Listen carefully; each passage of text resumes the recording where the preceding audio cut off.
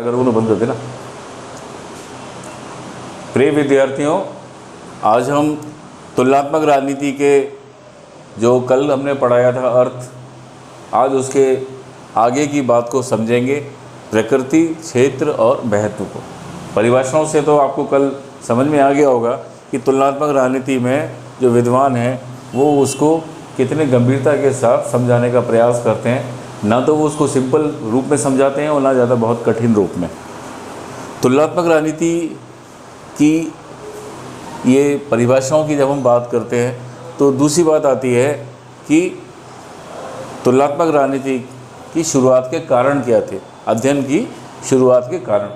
तो अध्ययन की शुरुआत के कारण अगर हम पढ़ें तो पहला कारण तो ये होता है कि पहले तो विश्व में बहुत कम देश थे जिनके पास संविधान था, जैसे संयुक्त राज्य अमेरिका, इंग्लैंड। लेकिन अब क्या हुआ, विश्व में कई नए देश अस्तित्व में आने लगे और उनके संविधान भी सामने आने लगे। दूसरी बात आती है कि उपनिवेशवाद से मुक्ति। तो अब उपनिवेशवाद जब खत्म होने लगा तो जो नए देश थे, विशेषकर अफ्रीका और एशिया के, उन्होंने अपने संविधान में नए नए शब्दों के प्रयोग की शुरुआत की। तो उन्नतन हुआ, उसने अंतर्राष्ट्रीय शक्ति का इन राष्ट्रों के बीच में विकेंद्रीकरण कर दिया। तीसरा, नवीन राष्ट्रों के बीच अपना प्रभाव पैदा करने हेतु साम्यवादी पश्चिमी राष्ट्रों के खिलाफ एक सशक्त प्रतियोगी के रूप में सामने आने की बात हुई और विश्व का एक बहुत बड़ा भाग जो है वो साम्यवादी प्रभाव में आता है। चौथी बात आती है दो विश्व युद्ध, विज्ञान और तकनीकी में क्रांति, फासीवाद का उदय, साम्यवाद और पूंजीवाद में टकराहट, पश्चिमी उपनिवेशवाद का अवसान, एशिया और अफ्रीका में नए राष्ट्रों का उदय, मानवीय गरीबी द्वारा उत्पन्न समस्याएं, राष्ट्र निर्माण में सरकारों की बदलती भूमिका आदि तथ्यों ने तुलनात्मक राजनीति को और गंभीरता से समझने का प्रयास किया है। अब नेक्स्ट बात आती है कि इसके अध्ययन की उपयोगिता क्या है। तो तुलनात्मक राजनीति के अध्ययन में पहली बात आती है राजनीतिक व्यवहार को समझना। तुलनात्मक अध्ययन से देश की, बाहर के देशों की तथा अंतर्राष्ट्रीय राजनीति व राजनीतिक व्यवहार को समझने में मदद मिलती है।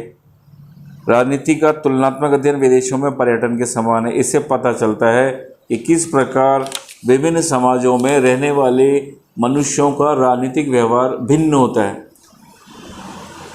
क्यों मार्क्सवाद सोवियत संघ में ही सबसे पहले गंभीर जड़ें जमा पाया?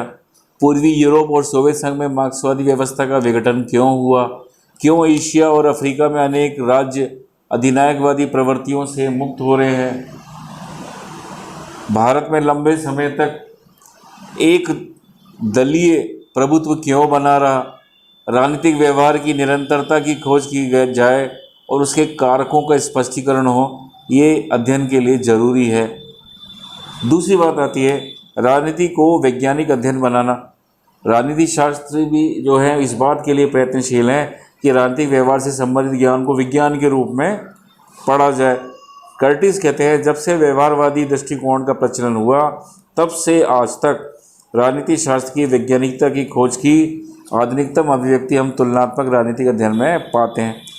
तीसरा पॉइंट आता है तुलनात्मक अध्ययन द्वारा सिद्धांत निर्माण। तो किसी विषयों में सिद्धांतों का निर्माण और नियमों का निरूपण तभी संभव हो सकता है जब हम तुलनात्मक अध्ययन करें। तो राजनीति शास्त्र में ऐसे सिद्धांतों की तलाश की जाती है। अब हम सिद्धांतों की बात करें तो वो दो भागों में बंटते हैं। पहला है आदर्शमूलक सिद्धांत, नॉर्मेटिक थ्योरी। दूसरा होता है अनुभाविक सिद्धांत, एम्पिरिकल थ्योरी। आदर्शमूलक सिद्धांतों में राजनीतिक व्यवस्थाओं के बारे में कोई कल्पना मस्तिष्क में कर लेते हैं, फिर उस कल्पना को रचनात्मक रूप दिया जाता है। प्लेटो की दार्शनिक राजा और आदर्श राज्य की कल्पना कुछ ऐसे ही है। इसके विपरीत अनुभाविक सिद्धांतों में राजनीतिक व्यवहार के सिद्धांत वास्तविक तथ्यों को समझकर सिद्धांतों का निर्माण होता है। इसके विपरीत अनुभाविक सिद्धांतों में राजनीतिक व्यवहार के वास्तविक तथ्यों को समझकर सिद्धांतों का निर्माण होता है। आनुभविक सिद्धांत तो केवल इसी के सारे संभव होते हैं क्योंकि यथार्थ राजनीतिक व्यवहार की तुलना करना ही एक तरह से अनुभाविक सिद्धांतों का निर्माण करना है। चौथी बात आती है प्रचलित राजनीतिक सिद्धांतों की पुनः प्रमाणिकता। तुलनात्मक राजनीतिक व्यवहार से ये निष्कर्ष निकाल सकते हैं कि अतीत में स्थापित राजनीतिक सिद्धांत वर्तमान की परिवर्तित परिस्थितियों में मान्य हैं या नहीं। पांचवी बात आती है तुलनात्मक राजनीति हमें विदेशों में सरकार और राजनीति के क्षेत्र में घटी और संभावित घटनाओं का अच्छी प्रकार से वैज्ञानिक और अनुभाविक निर्वचन करने में सहायता देती है। छठी बात है विभिन्न राज्यों की शासन प्रवृत्ति पद्धतियाँ, उनकी ऐतिहासिक और भौगोलिक दशाओं, सामाजिक, आर्थिक व राजनीतिक संस्थाओं तथा विचार से निर्धारित होती है। तुलनात्मक राजनीति के माध्यम से इस बात का अध्ययन किया जाता है कि शासन पद्धति और विचारधारा का किस देश में कितना गहरा संबंध है। सातवीं और लास्ट बात आती है शासन पद्धतियों के अध्येताओं को अन्य देशों की राजनीतिक पद्धतियों के अध्ययन से उपयोगी जानकारी मिलती है। इस जानकारी को तुलनात्मक पद्धति द्वारा व्यवस्थित करके उपयोगी बनाया जा सकता है। अब हम विषय क्षेत्र की बात करते हैं तो हैरी एक्सटर्टीन एवं एंटर ने ठीक ही लिखा है। सबसे अधिक आधारभूत बात तुलनात्मक राजनीति के बारे में यह है कि आज एक ऐसा विषय है जिसमें अत्यधिक विवाद है, क्योंकि ये संक्रमण स्थिति में एक प्रकार की विश्लेषण शैली से दूसरे प्रकार की शैली में प्रस्थान कर रहा है। प्रत्येक विषय क्षेत्र में एक सीमा के बाद विस्तृतता इसे राजनीति विज्ञान के अनुरूप बना देती है। तुलनात्मक राजनीति के अध्ययन के अंतर्गत संविधानों, हित समूहों, राजनीतिक दलों, कार्यपालिकाओं, विधायिकाओं, विधायी व्यवहार, निर्वाचन और मतदान व्यवहार, कानूनी पद्धतियों, लोक प्रशासन, राजनीतिक परिवर्तन, आधुनिकीकरण आदि के सांगोपांग विश्लेषण को लिया जाता है। अध्ययन का प्रारंभ राजनीतिक परिवेश से होता है। राजनीतिक परिवेश के साथ साथ प्राकृतिक रचना, राजनीतिक मूल्य, राजनीतिक विचारधारा और राजनीतिक संस्कृति आदि का भी अध्ययन किया जाता है। तो जीन ब्लॉन्डेन जो हैं वो दो बातों से बताते हैं तुलनात्मक राजनीति को। पहला है तुलनात्मक राजनीति की सीमा संबंधी विवाद, दूसरा मानकों व व्यवहार के पारस्परिक विवाद। अब सीमा संबंधी जब हम बात करते हैं दो दृष्टिकोण आते हैं, कानूनी दृष्टिकोण और व्यवहारवादी दृष्टिकोण। कानूनी दृष्टिकोण के अनुसार तुलनात्मक राजनीति से केवल उसी राजनीतिक व्यवहार की तुलना करनी चाहिए जो संविधान में कानून द्वारा स्थापित राजनीतिक संस्थाओं से संबद्ध है। इस दृष्टिकोण के समर्थकों की मान्यता है कि संविधान की ही शासन के ढांचे का संगठन है और इसी के द्वारा हर संस्था के कार्यों का नियमन होता है। इसलिए तुलना राष्ट्रीय सरकारों के आधार, संविधान व इनके द्वारा नियत कार्यकलापों से ही होना चाहिए। लेकिन आलोचकों की मान्यता है कि इस प्रकार की तुलना केवल सतही और दिखावटी होगी। व्यवहारवादी दृष्टिकोण की हम बात करेंगे तो जीन ब्लॉन्डेन ने तो राजनीति के व्यवहारिक पक्ष को आधारित व मौलिक माना है। व्यवहारवादियों के अनुसार तुलनात्मक राजनीति में राजकीय संस्थाओं व गैर राजकीय संस्थाओं के राजनीतिक व्यवहार के संबंधित सब तथ्य एकत्रित करके विभिन्न राजनीतिक व्यवस्थाओं में तुलना करनी चाहिए। तुलनात्मक राजनीति का संबंध मुख्यतया शासन क्रिया के इर्द गिर्द घूमते राजनीतिक व्यवहार से संबंधित है। तुलनात्मक राजनीति की हम प्रकृति की बात करते हैं तो इसमें वुड का कथन उल्लेखनीय है कि इस क्षेत्र के नामकरण में तुलनात्मक शब्द के इस्तेमाल करने का एकमात्र कारण ये है कि ये इस बात पर बल दिया जाए कि क्षेत्र की राजनीति विज्ञान के प्रति जो जिम्मेदारी है उसके अनुसार विश्व में विद्यमान राजनीतिक व्यवस्थाओं को राजनीति विज्ञान में सिद्धांत निर्माण और परीक्षण की सामान्य खोज में तुलना के लिए इकाइयों के रूप में स्वीकारा जाए। अब हम लास्ट में देखते हैं तुलनात्मक राजनीति की प्रकृति को। तो इसमें दो बातें आती हैं। तुलनात्मक राजनीति लंबात्मक तुलना, वर्टिकल कंपैरेटिव सिस्टम में स्टडी में क्या होता है, तुलनात्मक राजनीति एक ही देश में स्थित विभिन्न स्तरों पर स्थापित सरकारों व उनको प्रभावित करने वाले राजनीतिक व्यवहारों का तुलनात्मक विश्लेषण व अध्ययन है।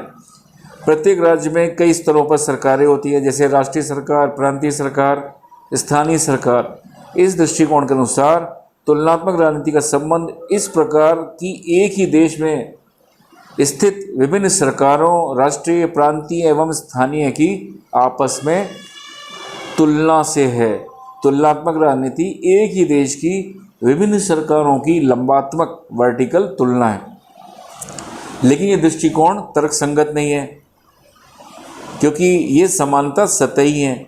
आर्थिक साधनों का स्रोत, आकार व संभावनाओं की दृष्टि से देखें तो दोनों में अंतर पाया जाता है। इन असमानताओं के कारण तुलनात्मक राजनीति में एक ही देश की विभिन्न राज्य स्तरीय सरकारों का तुलनात्मक विश्लेषण संभव दिखाई देते हुए भी सामान्यीकरण की संभावनाएं नहीं रखता। अतः तुलनात्मक राजनीति की व्याख्या एक लंबात्मक अध्ययन व तुलना के रूप में नहीं की जा सकती। दूसरा है तुलनात्मक राजनीति तुलनात्मक राजनीति की प्रकृति संबंधी दूसरी धारणा के अनुसार ये राष्ट्रीय सरकारों का अम्बरांतीय हॉरिजॉन्टल तुलनात्मक अध्ययन है और अधिकांश राजनीति शास्त्री इस धारणा से सहमत हैं। ऐसी तुलना दो प्रकार से हो सकती है। पहली, एक ही देश की विभिन्न कालों में विद्यमान राष्ट्रीय सरकारों की आपस में, और दूसरी उन राष्ट्रीय सरकारों में जो आज संपूर्ण विश्व में विद्यमान हैं हो सकती है। तुलनात्मक राजनीति की प्रकृति संबंधी सर्वमान्य धारणा आज यही है कि यह समकालीन विश्व में प्रचलित राष्ट्रीय सरकारों का तुलनात्मक अध्ययन है। जीन ब्लॉन्डेल ने इसका समर्थन किया है और वास्तव में इस प्रकार की तुलना से न केवल सामान्यीकरण संभव है, वरन राजनीतिक व्यवहार के संबंध में ऐसे सिद्धांतों का प्रतिपादन भी किया जा सकता है जिनसे हर देश की राजनीतिक व्यवस्था को समझा जा सके। प्रिय विद्यार्थियों, इस प्रकार आपने तुलनात्मक राजनीति के आज प्रकृति क्षेत्र महत्व को समझा होगा और ये जो दो बातें मैंने लास्ट में आपको पढ़ाई हैं, ये लंबात्मक और अम्बरांतीय जो वर्टिकल और हॉरिजॉन्टल जो इसकी तुलनाएं हैं वो इस चीज़ को बताती है कि तुलनात्मक राजनीति का जो क्षेत्र है और उसकी प्रकृति है वो वास्तव में किसी भी जब हम राज्य के तुलना करते हैं तो उसमें ये चीज़ बहुत ज़्यादा महत्वपूर्ण है। मैं फिर कहूँगा परीक्षा की दृष्टि से, और अगर आप जब एमए पॉलिटिकल साइंस में जाएंगे तो ये बहुत ज़्यादा आपके लिए महत्वपूर्ण होगा। मुझे मालूम है शब्दों में अभी आपको काफ़ी समझने में दिक्कत आ रही होगी, क्योंकि व्यवहारवादी दृष्टिकोण के अनुसार इसमें काफ़ी ज़्यादा परिवर्तन भी हुए हैं, लेकिन तो भी ये एक मूल है जब हम तुलनात्मक राजनीति को पढ़ते हैं। इसके आधार पर ही आगे चलकर हम विश्व के प्रमुख संविधानों के बीच में तुलना करेंगे और हम पाएंगे कि तुलनात्मक अध्ययन से हमें इस विषय को पढ़ना और समझना कितना ज़्यादा आसान हो जाता है। धन्यवाद।